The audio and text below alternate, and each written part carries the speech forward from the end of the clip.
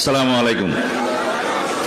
আমি ক্ষমা চেয়ে নিচ্ছি, আমার আসতে দেরি হয়েছে, কারণ আজকে মুহররমের মিছিলের পিছনে পড়ে আটকা পড়ে গেছিলাম প্রায় 1 ঘন্টা। আমি রওনা হয়েছি সেই উত্তরা থেকে। আমার আজকে কাজ ছিল র্যাব 1 এর হেডকোয়ার্টারে আয়নাগর পরিদর্শনের। আমি যেই মামলা দায়ের করেছি সেই মামলার অংশ হিসেবে তদন্তের টিমের সাথে কাজ ছিল, আয়নাগর দেখতে গিয়েছিলাম। ওখান থেকেই শুরু করি। আমরা আজকে যে অবস্থায় দাঁড়িয়ে আছি, মনে হচ্ছে বাংলাদেশে আমরা সবাই সুখের দিনে দাঁড়িয়ে আছি, দুঃখের দিনের কথা আমরা ভুলে গিয়েছি। আমরা ভুলে গিয়েছি আয়নাগরের কথা, আমরা ভুলে গিয়েছি আওয়ামী লীগের নির্যাতন, নিপীড়ন, দীর্ঘ ফ্যাসিবাদী শাসনের অত্যাচারের কথা। আমরা এখন পরস্পরের বিরুদ্ধে লড়ছি। গণতান্ত্রিক শক্তিগুলোর মধ্যে বিভিন্নভাবে বিভক্তি সৃষ্টি করার প্রয়াস চলছে। বাংলাদেশের গণতান্ত্রিক আন্দোলনের ইতিহাস ভুলিয়ে দেওয়ার একটা চর্চা চলছে। এটি আরেকটি ষড়যন্ত্র। আমরা দেখতে পাই বাংলাদেশের জনগণ নির্বাচনের পক্ষে কথা বললে একটি পক্ষ নির্বাচন ছাড়াই ক্ষমতায় থাকার খায়েশ প্রকাশ করে বিভিন্ন সোশ্যাল মিডিয়ায়। আজকাল কথা বলার স্বাধীনতা এস্টাবলিশ হয়েছে। আমরা বাক ব্যক্তির স্বাধীনতা প্রতিষ্ঠা করেছি। আমরা ফ্রিডম অফ প্রেস এবং রাইট টু স্পিচ আমরা প্রতিষ্ঠা করেছি। সুতরাং সবাই যে যার মতো কথা বলছে, কোনো রকমের জবাবদিহিতা নাই।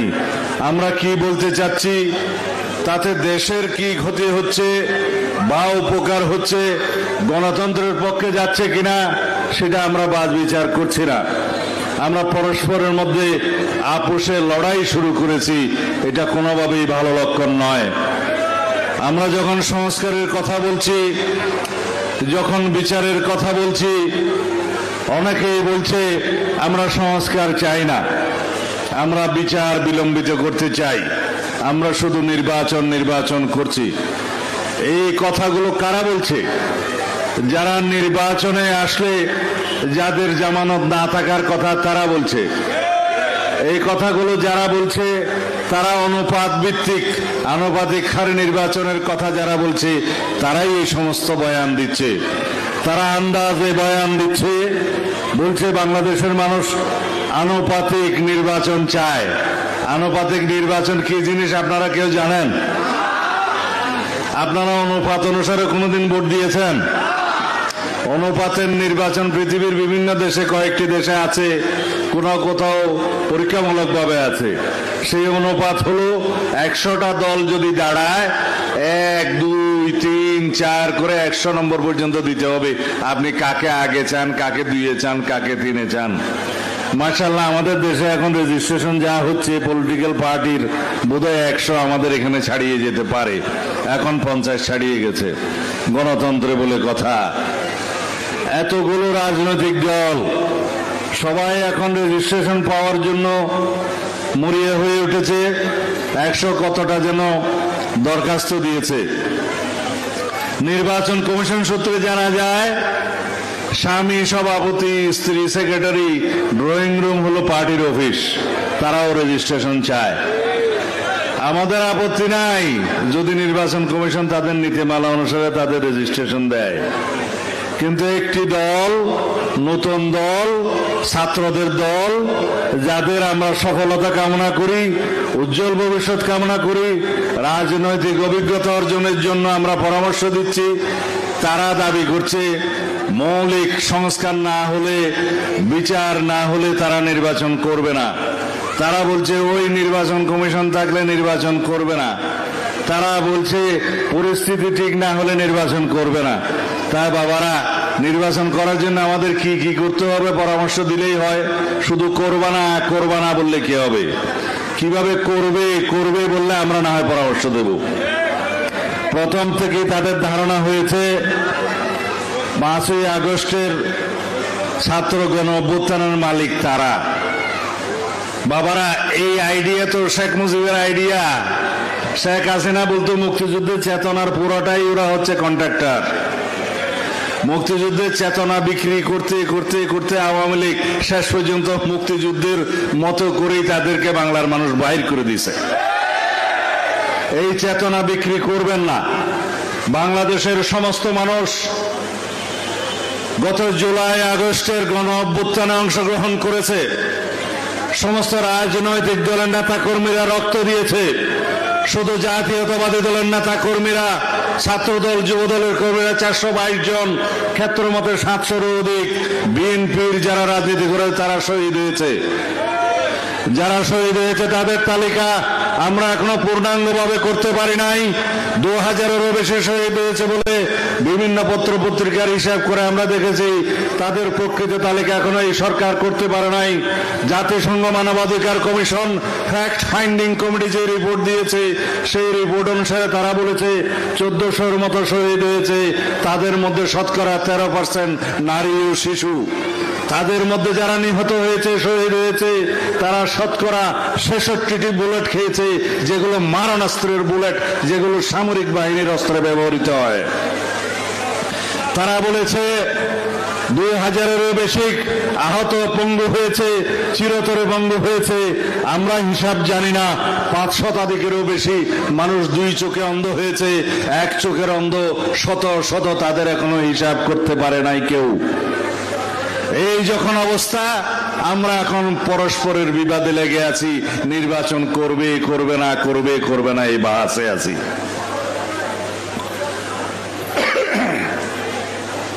আর কয়েকটি দল সোহরাওয়ার্দী উদ্যানে জনসভা করেছে। বলছে সংসদের নিম্ন কক্ষে অনুপাত চাই, উচ্চ কক্ষে অনুপাত চাই। অনুপাত ছাড়া নাকি বাংলাদেশে নির্বাচন হবে না। যারা এই কথা বলছে তারা একটা চোরের দল, যারা 16 বছর আওয়ামী লীগের সাথে ছিল। আওয়ামী লীগের সমস্ত নির্বাচনকে বৈধতা দেওয়ার জন্য হাত পাকা দিয়ে বাতাস করেছে। তারা বলছে বাংলাদেশের নির্বাচন নাকি অনুপাত হারে হতে হবে উভয় কক্ষে। জিন্দেগিতে কোন নির্বাচনে তারা কখনো একটি আসনও পায় নাই, একটা মেম্বার চেয়ারম্যানও হইতে পারে নাই। শেষ পর্যন্ত একটা সিটি কর্পোরেশনের নির্বাচনে আওয়ামী লীগের অধীনে নির্বাচনে গিয়েছে, সেই নির্বাচন আমরা বর্জন করেছিলাম। সেখানে একটা দন্তমোবারক শহীদ হয়ে গিয়েছে। আমরা সবাই আমাদের সকলের দাঁত হেফাজত করুক, আমিন। তা আমরা বলেছি, যারা আপনারা আওয়ামী লীগের সহযোগী ছিলেন, আরো কিছু কিছু দল, 14 দলের নামে যারা সারা বছর সারা যুগ আওয়ামী লীগের সহযোগিতায় ছিল, তাদের ফ্যাসিবাদী শাসন ব্যবস্থা দীর্ঘায়িত করার জন্য তারা সব সময় তাদের অন্তর্ভুক্ত ছিল। কখনো 14 দলের নামে, কখনো 13 দলের নামে, কখনো বিভিন্ন রকমের দলের নাম, আমি নাম নেব না। তারা এখন সংস্কার কমিশনে এসে বড় বড় কথা বলছে। সারাদিন আলোচনা করে খানা পিনা খায়, সন্ধ্যাবেলা চলে যায়, কিন্তু কোনো সিদ্ধান্ত হয় না। এইভাবে আমি বলেছিলাম যদি সংস্কারের আলোচনা চলতে থাকে, কবে সংস্কার একত্রিত করে সনদ সই হবে সেটা আমরা এখনো দেখতে পাচ্ছি না। আমরাই সবচাইতে বড় প্রবক্তা এই সংস্কারের। আমরা একত্রিত দফা প্রণয়ন করেছি। এই সরকার দায়িত্ব নেওয়ার আরো 1-1.5 বছর আগে আমাদের নেতা জনাব তারেক রহমান জনসভার মধ্য দিয়ে সেই 31 দফা জাতির সামনে উপস্থাপন করেছেন। সেই 31 দফার বাইরে এমন কোন প্রস্তাব নাই, এখন নতুন ভাবে আলাপ হচ্ছে। তবে আমরা এই সংস্কার প্রস্তাবগুলোর একদম বিস্তারিত পরিকল্পনা প্রণয়নের কাজে আছি। এক একটি দফার অধীনে বিশাল বিশাল পরিকল্পনা আমরা এখন প্রয়োগ করছি। স্বাস্থ্য খাত, শিক্ষা খাত, আদালতের বিষয়, বিভিন্ন দারিদ্র্য বিমোচনের বিষয় এবং বিভিন্নভাবে সুশাসন প্রতিষ্ঠার জন্য সরকারের দেশের বিভিন্ন সেক্টরে আমরা সেই পরিকল্পনা প্রণয়নের কাজে ব্যস্ত আছি। আমরা আমাদের সংস্কার পরিকল্পনা বাস্তবায়ন করব যদি জনগণ আমাদেরকে ম্যান্ডেট দেয়, রাষ্ট্র পরিচালনার সুযোগ দেয়, তাহলে আমরা সর্বক্ষেত্রে সংবিধান সহ সমস্ত ক্ষেত্রে গণতান্ত্রিক সংস্কারের মধ্য দিয়ে একটি শক্তিশালী বাংলাদেশ বিনির্মাণ করব। সেই হিসাবে সকল রাষ্ট্র কাঠামো, সাংবিধানিক কাঠামোর সমস্ত গণতান্ত্রিক সংস্কার হবে। আমরা বাংলাদেশের মানুষের সামনে অর্থনৈতিক মুক্তি আনয়নের জন্য সংস্কারের মধ্য দিয়ে একটি নতুন বাংলাদেশ উপহার দেব। সেই বাংলাদেশের জন্য আমরা কাজ করছি। আমরা বলেছি সবার আগে বাংলাদেশ। আমাদের একমাত্র স্লোগান সবার আগে বাংলাদেশ, অন্য কোনো দেশের তাবেদারি নয়। আমরা পার্শ্ববর্তী দেশের হুকুম দখলদারিত্ব দেখেছি এই দেশে। আমি নাম নিচ্ছি না, বাংলাদেশের পুরো সীমানা করদ রাজ্যে পরিণত হয়েছিল আমরা দেখেছি। বাংলাদেশের সমস্ত রাষ্ট্রীয় কাঠামোর সমস্ত কার্যক্রম সরকার পরিচালনা করত দিল্লি থেকে, আমরা দেখেছি। সেই দিন যেন আমাদের আর না দেখতে হয়। এইগুলো যদি আমরা বলে নির্বাচনের কথা বললে আমরা নাকি আরেক দেশের চর হয়ে গেলাম, গোয়েন্দা হয়ে গেলাম, কি কি যেন এজেন্ট হয়ে গেলাম। কারা বলছে? যারা চায় নির্বাচনের মাধ্যমে নাকি গণতন্ত্র প্রতিষ্ঠা হয় না। একজন চুলওয়ালা দাড়িওয়ালা বুদ্ধিজীবী বলছে গণতন্ত্রের মাধ্যমে নাকি বাংলাদেশে লুটপাটের রাজত্ব সৃষ্টি হয়। তো যদি গণতন্ত্রের মাধ্যমে, ভোটের মাধ্যমে গণতন্ত্র প্রতিষ্ঠা না হয়, পৃথিবীতে আর কোন গণতান্ত্রিক ব্যবস্থা আছে কিনা আমাদের তো জানা নাই। দয়া করে যদি বলেন। তাদের একটাই মাত্র উদ্দেশ্য, বিনা ভোটে তারা যেন বর্তমান সংস্কারবাদী সরকারের আয়ু দীর্ঘায়িত করে। কিন্তু বাংলাদেশের মানুষ দেখিয়ে দিয়েছে, বাংলাদেশের মানুষ ভোটাধিকারের জন্য জীবন দিয়েছে। বাংলাদেশের অগণিত ছাত্র জনতা, কৃষক, শ্রমিক, মেহনতি জনতা ছাত্রগণ অভ্যুত্থানে অংশ নিয়েছে। বাংলাদেশের সকল গণতন্ত্রকামী রাজনৈতিক দলের সকল নেতাকর্মীরা এই রাজপথে রক্ত দিয়ে যা প্রতিষ্ঠিত করেছে তা হচ্ছে জনগণের ভোটাধিকার, জনগণের গণতান্ত্রিক অধিকার, জনগণের সাংবিধানিক অধিকার। সেই অধিকার প্রতিষ্ঠার জন্য আবারও যদি আমাদেরকে সংগ্রাম করতে হয় তাহলে আমরা আবার সংগ্রাম করব। যদি কেউ স্বপ্ন দেখে থাকেন বিনা ভোটে বিভিন্ন বাহানায়, সংস্কার বিচারের বাহানা দিয়ে আপনারা অনবরত অনির্দিষ্টকালের জন্য ক্ষমতায় থেকে যাবেন, সেটা দুঃস্বপ্নে পরিণত হবে। বিভিন্ন রকমের কথা শুনে সংস্কার হচ্ছে একটি চলমান প্রক্রিয়া। মধ্যমেয়াদী সংস্কার, দীর্ঘমেয়াদী সংস্কার হবে, কিন্তু আমরা বলেছি এখনই তাৎক্ষণিক স্বল্পমেয়াদী সংস্কার করে নির্বাচনের জন্য যা যা প্রয়োজন সেই সংস্কারগুলো সাধন করে নির্বাচন দিতে হবে অতি শিগগির। শুধুমাত্র এই এক বছরের ভিতরে যদি সংস্কার সাধন হয়ে যায় তাহলে বাংলাদেশে যারা রাষ্ট্র পরিচালনা করছে অথবা যারা এটা কথা বলছে তাদেরকে বলবো, আপনারা জানেন না রাষ্ট্র কিভাবে চলে। পৃথিবীর ইতিহাস বলে প্রতি প্রায় 16 থেকে 20 বছর অন্তর অন্তর সংবিধানে বিভিন্ন রকমের সংশোধনী আসে। এই পর্যন্ত ভারতের সংবিধান 93 কি 95 বার পরিবর্তন হয়েছে। আমেরিকার সংবিধান প্রণয়নের পরে এই পর্যন্ত 27 বারেরও বেশি পরিবর্তন হয়েছে। পৃথিবীর বিভিন্ন দেশে সমাজের প্রয়োজনে, মানুষের প্রয়োজনে সামাজিক বিবর্তনের মধ্য দিয়ে যেতে হয়, সংস্কারের মধ্য দিয়ে যেতে হয়। বাংলাদেশে যত কিছু সাংবিধানিক সংস্কার হয়েছে বিএনপির হাত ধরে এসছে। আমি বলতে পারি আপনাদেরকে, সময় বেশি নেই, যারা ৪র্থ সংশোধনীর কথা বলেন বাকশাল, সেই বাকশালকে বিলুপ্ত করে 1969 সালে 1979 সালে ৫ম সংশোধনের মধ্য দিয়ে শহীদ রাষ্ট্রপতি জিয়াউর রহমান প্রথম বৈপ্লবিক সংস্কার করেছে সংবিধানে, সেটা বহুদলীয় গণতন্ত্র প্রবর্তনের মধ্য দিয়ে। তিনি জাতীয় পরিচয় দিয়েছেন বাংলাদেশের জাতীয়তাবাদ উপস্থাপনের মধ্য দিয়ে। দেশনেত্রী বেগম খালেদা জিয়া দ্বাদশ সংশোধনের মধ্য দিয়ে তিনি এখানে পার্লামেন্টারি টাইপ অফ গভর্নমেন্টের সংসদীয় রাজনীতির পরিবর্তন করেছেন, প্রবর্তন করেছেন। ত্রয়োদশ সংশোধনের মধ্য দিয়ে এই দেশে কেয়ারটেকার ব্যবস্থা প্রচলন করেছেন।